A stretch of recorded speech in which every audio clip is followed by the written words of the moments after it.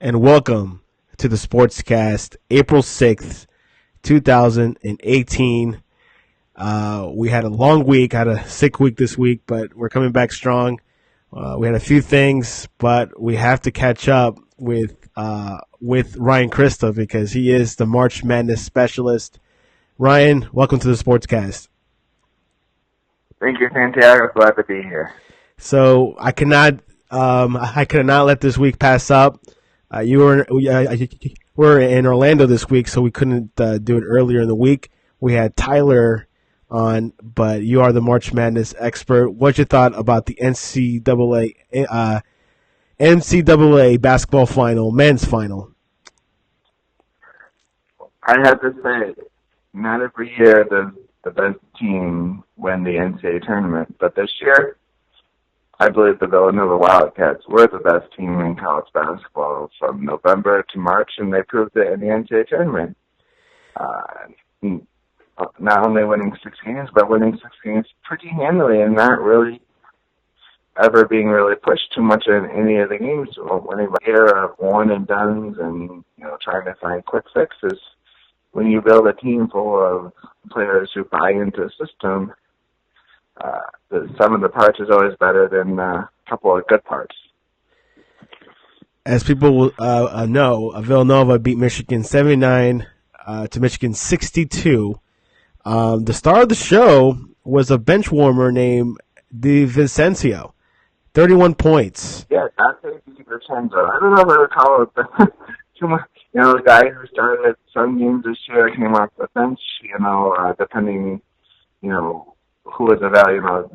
Villanova dealt with some injuries in the middle of the year. That's where they lost a couple of their games, But once they're fully healthy, DiVincenzo does come off the bench, but he played 37 minutes in a championship game and scored 31 points.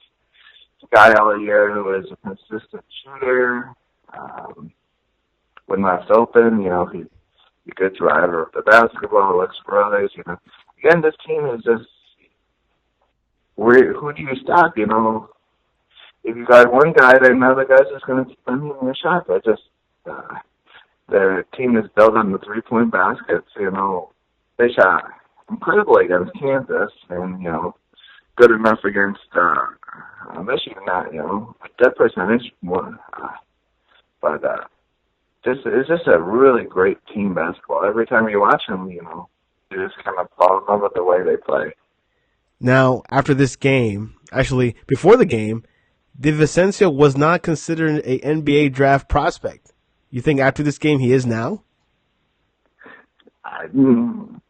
Doesn't mean he won't get a shot. I don't think he's a guy who'll get drafted. Well, definitely not in the first round. You may take a flyer in the second round on the guy. He's not the quickest guy in the world, not the strongest guy,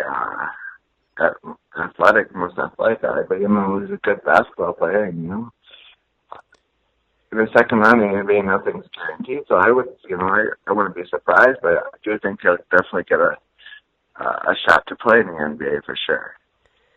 Also in the points in Villanova, Bridges got 19 points, and the rest got single digits.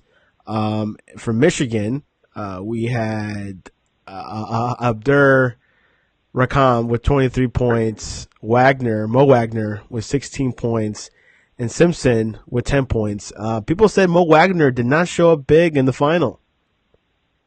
No, he definitely didn't play up to his potential. Doesn't discredit. They wouldn't have gotten to the championship game without him this tournament. Just had a tough time with the Villanova. Not many players that he plays against during the year kind of match his athletic ability like Villanova does, in the sense that when you got bigs that come out and guard you at the three-point line and also can bang you down low, which is Wagner's strength is that his versatility, So he had a tough time with the matchups of Villanova, but just because he had a bad championship, he doesn't discredit his effort during the NCAA tournament all year. Definitely one of the best players in college basketball, and had definitely a good year. We predicted it. The right bracket will win the championship. We call it the group of death. Yeah, I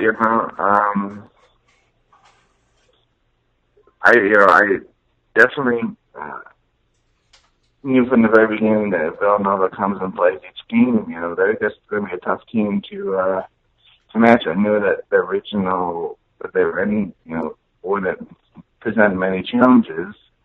I definitely thought the toughest game would have been Kansas, and they shot lights out, and Kansas had no chance, no matter how good Kansas played. Team matched the 3-point percentage that Villanova shot that game. Yeah, Duke and Kansas were not able to compete against Villanova. Villanova won one of those games single-handedly. They won, two championships in the past 3 years?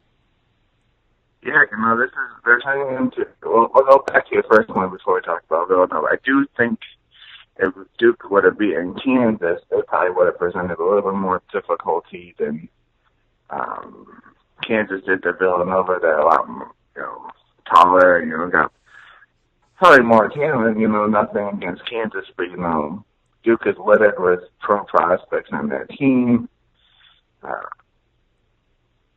That, probably would have given Villanova a little better of a game than Kansas was able to. Going back to Villanova, though, they won 2 championships in 3 years. They're starting to build quite a little dynasty down in Philadelphia. This team that's always been a consistent team throughout the years, may not always showed up in March. That was kind of their MO, that great regular season, terrible team in March, but now with 2 championships in 3 years, they're definitely changing that narrative. And the nation didn't know it already. Kyrie is a fantastic coach. It'll be interesting to see if he's got a long-term future. And Villanova, one of the big schools, will try to swipe him away with some money that is a dynasty-ish, maybe not, I guess, but they're a team. They're a small school in Philadelphia, known for their basketball, and I encourage them to keep going, keep hustling, and making a statement out there in the world. Moving down to the NBA, sad news, Kyrie Irving won't return this season, including the playoffs. They have to remove 2 screws in his ankle. Ryan, are the Celtics in trouble? Yeah, they were in trouble with Kyrie Irving. They're not a championship contender right now. Will they present some trouble for some teams in the first round? Yeah, because they might have the best coach, one of the best coaches in the NBA, Brad Stevens. They'll play good defense. They're going to play a lot of low scoring, basketball games. Probably try to quickly up that game as much as possible and rely on their defense and being efficient on offense. But no, they're not going to be able to beat the Cavaliers or the Raptors or even the Sixers. The Sixers are winners of 12 straight games, Santiago. 12 straight games for this young basketball team. Yeah, and they're only half a game from Cleveland. Can they finish third? Big game tonight, as we speak tonight, Cavaliers and Sixers play tonight. That will have a lot to do with who finishes third or fourth. Yeah. So what I will say, if the Sixers do win this game and the rest of the 3 games, they will be coming on a 16-game playoffs win streak, which is the hottest team of any team in playoff NBA history going to the playoffs. That's something else. Philadelphia is a very young team. What role does J.J. Redick play in this team? Does he play a veteran role, or does he just play a good role player? He's a balance between a star and a role. That's kind of always been his thing, He's not, his coming out of Duke, his thing was just being, he was a good scorer in college. He could score and driving the basketball, but his thing has always been in the NBA is being able to hit the long-range shot, the 3. It was a timely acquisition by the Sixers, for years we're building up draft picks, This year, I think, off-season, they saw what they had and they saw the potential, and they knew that now they can start bringing in some high-priced veterans outside the organization to filling the needs of this team. And even with J.J. Redick, that is the biggest hole this team has, is they do not have great outside shooters. So you think about their 2 point guards that they play a lot, Simmons and Fultz. They are not great shooters. They can't hit jump shots outside, from they can hit mid-range, but nothing. They're not consistent 3-point shooting team. So something as players they'll need to work on. But as an organization, they continue to bring in other shooters to fill in that need. Here's what the East looks like right now. The Raptors are first, then the Boston Celtics, then the Cavs, then the 76ers, the Pacers, Heat, Wizards, and Bucks. It seems like those 8 are locked. I don't see the Pistons getting any closer. No, those are the 8 teams in Santiago. Maybe math might say one thing or other, but those are going to be the 8 seeds. What position they're in, that will be figured out in the next week or so. Yeah, like all it matters in seeding. I can see a third or second place switch. No, actually, a third and fourth. Between third and eighth, you can see some seeding switching. The Miami Heat is at 6. They were 8th and 7th for a while. They're moving up to the Heat to 6. So they could face the Cavaliers in the first round, which I think will be a high ratings game. Oh, yeah, you got Dwayne Wade versus old team, a team you played 2/3 of the year with, and LeBron's old team, 2 teams that, naturally draw ratings with the names on them. Yeah, they'll be competitive. I think, the Heat have done well against the Cavaliers this year at times. Yes. But in the end, in the playoffs, I don't believe if they do play, I don't believe the Heat will bring much of a challenge to the Cavaliers. Yeah, I've heard the Heat brings a good matchup with the Cavs and also Boston. We don't want to face the Raptors. I think Raptors are still the clear favorite. The Cavs have problems with 3-point defending, and I think Raptors are a shooting team. So we'll see what happens. Yeah, if all works out best for the Heat, getting to the 7th spot and playing the Celtics would probably be their best. Everybody probably wants to be the 7th seed right now because, with the loss of Kyrie, like we said, the Celtics are, just kind of a shell of what they were in opening night without Kyrie and Gordon Hayward. But what I will say about the Celtics is this team is built for the future. That's why they're not rushing back Hayward, isn't that? This is why they're not trying to bring back Kyrie, because they understand, this team is built not for just this year, but for the future. You got some young, Jason Tatum. It's going to be a big 3 for a long time. Yeah. The East and Boston, I think Boston is a long-term game. I think they will win a championship in the next 5 years or so. Down to the West, we got Rockets, we got the Warriors, we got the Trailblazers, Jazz in 4th, Spurs in 5th, Thunder in 6th, 7th Pelicans, 8th Timberwolves. The Nuggets and Clippers are looking outside in. I don't think the Clippers are making it. Yes, they're making a good run for it, but I'm seeing a lot of different shifts. Spurs are moving down, Jazz are moving up. The Jazz are good.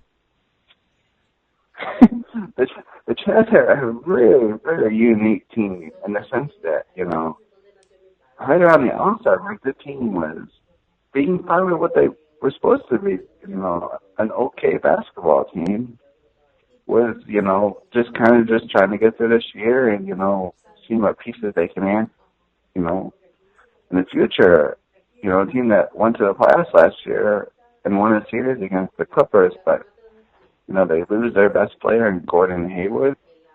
Not much was expected from this team this year, and all of a sudden, since the All-Star break, this team just bought into playing team basketball. They traded away Rodney Hood and Joe Johnson and really got nothing back.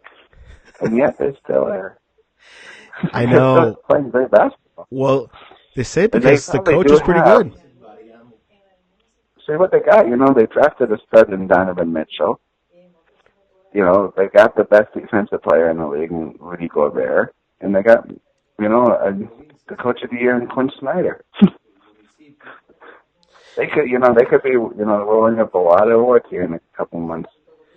Yeah, it's going to be, the West is interesting. I don't think the Warriors are going to make it out alive, or Cleveland. I think this NBA Finals will be a new new matchup. I think it'd be Rockets in Toronto. Um, and the Warriors. I don't know. I think just Kevin Durant is not enough. Curry makes a big difference when he's on the team. I think their win percentage is better than when he's out of the team. Oh yeah, that Curry's one of the most unique players we have in the NBA. His ability to score in bunches and shoot the ball from all over the court.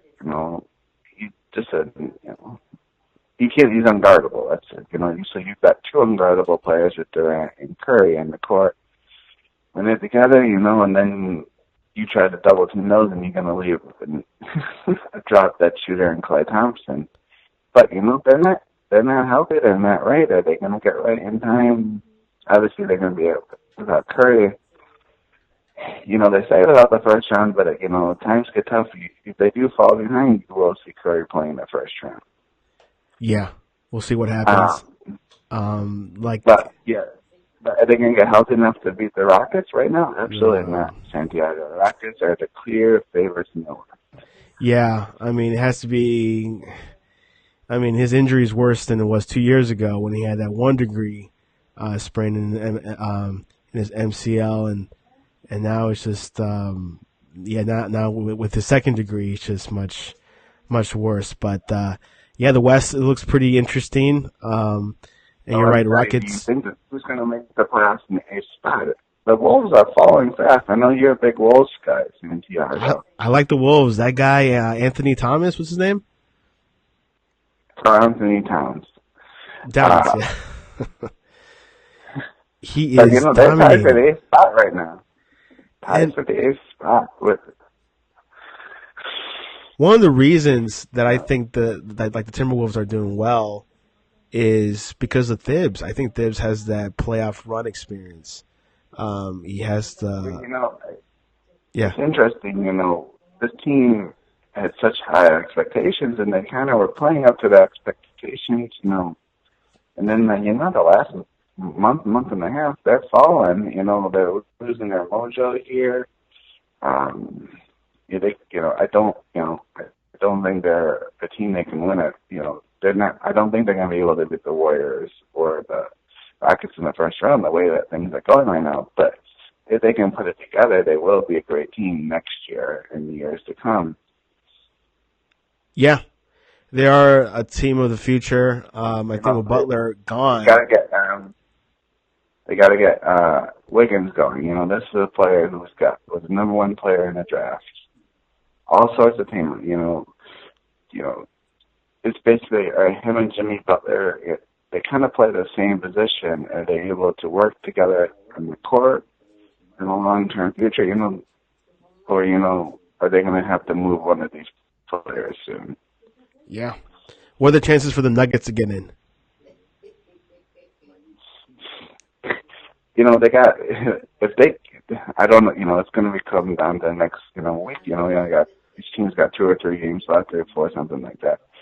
It's going to come down to the end. If the Nuggets do get in, they got a big win over the Wolves last night. They will be a tough out.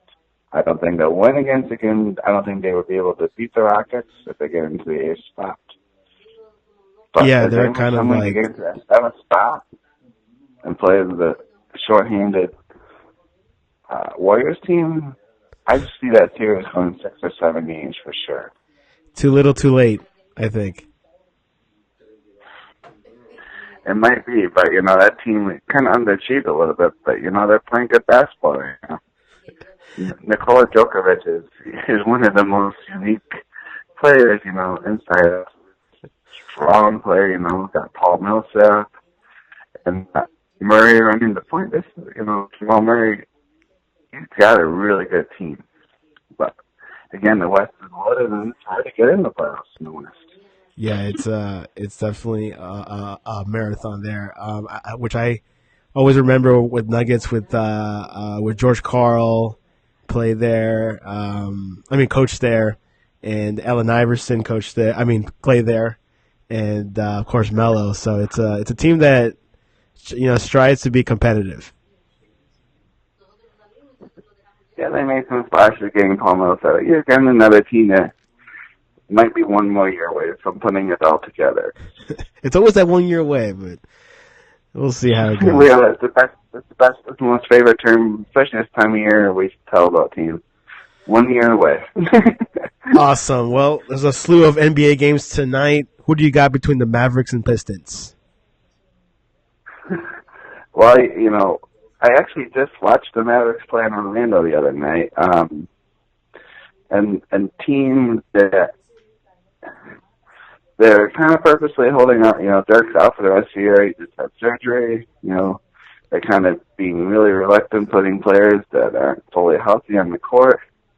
I got this Pistons just because I think they want to win a little bit more than the Mavericks. And which they lost Dirk recently for the rest of the season, but didn't much matter because they're not in the playoffs. Yeah, this is a team that just wants to get the best lottery pick they can. Exactly. Hornets, Magic. I'm gonna go with the Hornets. Kemba Walker, I think, will be the difference in this game. Again, the Magic are another team like the Mavericks trying to get the best possible lottery pick. And the key game tonight, the biggest game, the battle for third, Cleveland versus Philadelphia. I wanted the Cavs get that third spot, but I just think the Sixers are playing too good. I'm going to go with the Sixers. You're going for Sixers. They are the underdogs still. Yeah, I mean, you got the old regime and the new regime. Hawks, Wizards. Wizards, after a tough loss last night, I think they come and take care of business against the Hawks. Bulls and Celtics. I'm going to go with the Celtics. Just, the team against Chicago who doesn't probably want to win this game, so. Yeah, I've been hearing a lot about a whole lot about their backup for Kyrie Irving. I forgot his name. I heard he's pretty good. Kyrie Rozier. Yeah, that guy. Yeah, not bad. Kind of guy that streaky shooter, and not nowhere near the talent that Kyrie has, but not a bad player. And finally, the old '90s rivalry: Miami Heat versus the New York Knicks. Not quite like the 1990s, that's for sure. But the Heat are playing pretty good, and the Knicks a little banged up. Just trying to finish out the year. I'm going to go with the Heat. Whew. Thank you. So, will you be watching the Masters this weekend? I will be keeping an eye on it and see what happens Sunday. Is the championship like this weekend, like the final? For the Masters? Yeah. Yep, it'll be Sunday. It's yesterday through Sunday. As you can tell, I'm not watching it, but it'll be on CBS and ESPN at the Augusta National. It's really hyped up because Tiger is doing better this year, but I see that Spieth is number one right now, position. Yep, Jordan Spieth is a 2-shot lead. Yep. Okay. Going into today. Well, Woods is he's a GOAT in my book, but obviously, he had his rough down times, but now he's coming back up. So I'm glad that has his redemption period. Yeah, it's a little bit more intriguing when Tiger plays. More eyeballs. Exactly. Ryan, how can people reach you? You check on Twitter under Mad Dog Reporter, and look me up on Facebook at Ryan Christa. Well, Ryan Christa, thanks for coming onto the Sportscast. Masters this weekend, NBA, and the playoffs begin next week. Yeah, there's nothing better than that first playoff weekend of the NBA. I know. Non-stop basketball. And I wish they cut it down to like the first round. I wish I had it like the best out of 5, not best out of 7. Yeah, make the playoffs go a little bit quicker. Exactly. All right, man. Thank you very much for coming on the Sportscast. No problem, Santiago. Love you, Minnie and Cleet. Bye-bye.